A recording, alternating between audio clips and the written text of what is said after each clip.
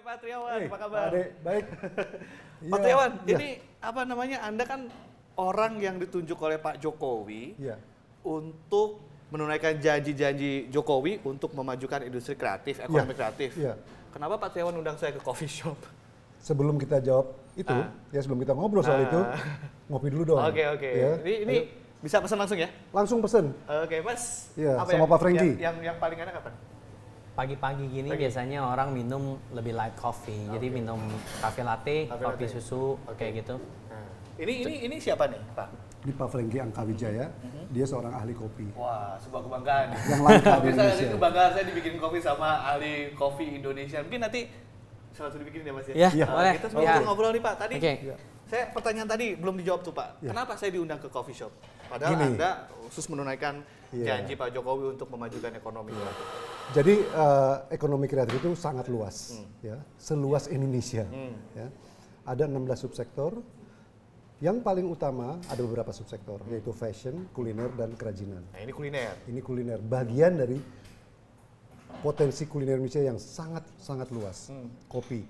Selama ini kita ngopi, kita nggak tahu bahwa sebenarnya potensi kopi untuk kesejahteraan petaninya, kesejahteraan rakyat Indonesia seluruhnya, dan multiplier effect kopi untuk rakyat Indonesia itu sangat besar. Pak Triawan, yang saya tahu kan kalau kita bicara ekonomi kreatif pasti startup, digital, musik, hal-hal yang berbau seperti itu. Ini kopi, ini. Ya, kopi ini selama ini kita mengekspor biji kopi kan ya. Padahal ada nilai tambah yang luar biasa berkali lipat dari sekedar biji kopi. Ya.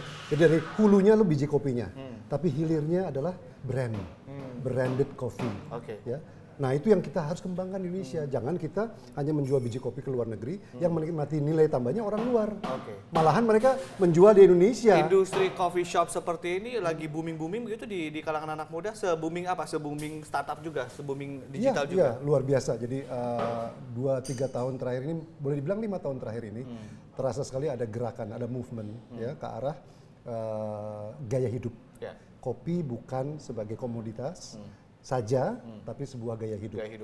Yang nanti akan juga berkontribusi pada ekonomi. Tapi Pak Triawan, kalau saya tahu kan Pak Jokowi punya janji untuk ekonomi kreatif itu ada 3. Satu untuk apa namanya sektor untuk kontribusi tenaga kerja, kontribusi terhadap PDB, pendapatan dan juga ekspor. Ini 2 tahun sudah berdiri, indikator keberhasilan dan pencapaiannya apa saja dari ekonomi kreatif? Tahun 2015 yang lalu, setahun setelah kita berdiri, mungkin peran kita belum terlalu banyak, tapi peningkatan sumbangan atau kontribusi ekonomi kreatif kepada PDB sudah naik luar biasa. Berapa kenaikan? 852 triliun sekarang, tahun 2015. 852 triliun. Itu yang sudah diukur.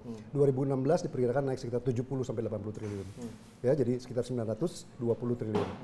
Tahun ini, 2017, perkiraan saya akan lebih dari 1.000 triliun.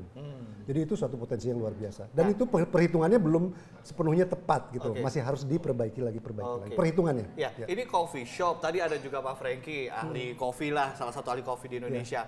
Backcraft ngapain? Ini orang-orang di Indonesia kan atau masyarakat kan lihat kalau infrastruktur, ada barangnya. Perhubungan ada barangnya. Kerja Backcraft ngapain aja?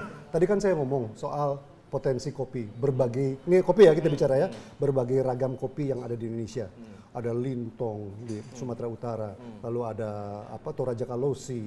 Kemarin saya coba yang di Palembang, ya. Nah, kopi-kopi ini apa nih? Ini Yellow Katura. Yellow Katura, ya. Ini juga enak banget, ya. Kalau Anda pencinta kopi pasti suka banget. Nah, ini juga proses. Jadi yang kita kurang adalah proses. Memproses biji kopi itu kan itu diperlukan ahli-ahli. Kenapa bisa jadi segelas kopi yang sangat kelihatan bening ya, enak ini? Karena ahlinya yang memproses. Ada alat-alat yang harus dikuasai. Jadi selama ini kita ekspor kopi bijinya dengan nilai tambah yang sedikit, tetapi nanti kedepannya target Backcraft atau Badan Ekonomi Kreatif ingin mencoba mendorong untuk ekspor produk jadinya. Jadi kalau saya bukan ekspor, kita harus tetap lakukan, ya, tetap karena itu adalah petani kalau nggak diekspor juga nanti terlalu banyak gitu ya ininya. Tapi ini udah jadi nih. Nah, terima kasih Mas Franky. Silakan. Ini saya langsung. Ini latte. Terima kasih Mas Franky. Silakan coba. Untuk membuat latte ini kan ada teknologinya, ada keahliannya kan. Nah itulah yang menciptakan nilai tambah tadi. Enak. luar biasa kan. Nah, hal-hal Selama ini kan keahlian saya tahu kopi hitam gitu kan orang Indonesia. keahlian membuat ini sebutnya barista. Nah, Badan Ekonomi Kreatif membantu bersama Pak Franky membantu memberi sertifikasi kepada para barista supaya para tenaga kerja Indonesia di bidang kopi kompetitif. Nanti kan kalau enggak nanti baristanya dari Singapura, dari luar negeri Apa masuk cukup ke sini. aja Pak sertifikasi yang dibutuhkan itu kan pekerjaan Pak, pekerjaan kemudian bisa dikasih modal usaha. Barista yang sudah disertifikasi kita masih kurang banyak. Pertumbuhan coffee shop industri kopi luar biasa. Jadi yang kita hasilkan tuh masih kurang. Kebayang nggak? Ya, karena begitu bergairahnya gaya hidup di kopi ini dibutuhkan banyak barista. Nah, kalau kita bicara Badan Ekonomi Kreatif itu kan intangible. Apa yang kemudian karya produk-produknya tidak bisa dilihat dan diraba begitu kan, sesuatu yang tidak bisa dilihat. Karena itu gagasan ya. Gagasan. Nah, ini output dari Badan Sertifikasi Profesi ini apa? Outputnya orang yang punya keahlian, skilled. Selain kopi apa saja yang disertifikasi? Ya, sekarang merambat ke hal lain. Nanti ada film, ada musik, operator itu kan mesti sertifikasi kan. Ya kan, jadi banyak sekali di setiap bidang saja berbagai macam profesi. Jadi yang diberikan oleh Bekraf ini untuk sertifikasi dikasih dana atau apa? Dan berapa besarnya kalau memang? Ya, gini, tugas memberi sertifikasi itu bukan hanya Bekraf saja, ya. Ada kementerian lain yang Kementerian Perindustrian, Perdagangan, mereka juga menyelenggarakan program sertifikasi atau pendidikan, kebudayaan. Kan ada sertifikasi guru, sertifikasi pelatihan-pelatihan. Jadi sangat luas. Cuman yang kaitannya langsung kepada 16 subsektor tadi, terutama yang 6 subsektor yang prioritas, craft, kuliner sama fashion, dan juga film, musik, dan games, kita konsentrasikan agar para skilled worker yang ada di bidang-bidang itu bisa kita lahirkan. Sudah berapa orang atau berapa industri, berapa individu yang sudah disentuh oleh Bekraf? Wah, banyak sekali, ya banyak sekali. Tapi kan tidak cukup banyak kalau kita lihat Indonesia sedemikian luasnya. Anggarannya berapa sih Bekraf tahun ini? Anggaran kita baru kena potong, semua kena potong, ya, semua kena pengurangan. Sekarang ini 700 miliar. 700 miliar. Cukup dan tidak itu untuk proyek-proyek Bekraf? Relatif ya, gini. Bekraf adalah sebuah lembaga baru.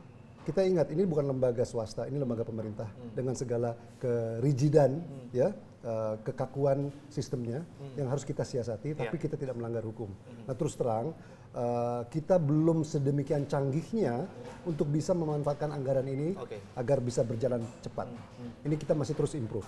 SOP di Bekraf, ya, karena itu sangat kaku dan sangat titik koma itu penting gitu. Ya, kalau enggak nanti BPK akan memberi tanda ini ada temuan. Nah, itu berbahaya. Saya bisa masuk ke KPK gitu kan. Ada nggak Pak Triawan tolak ukur keberhasilan atau Key Performance Index-nya Badan Ekonomi Kreatif yang intangible ini apa?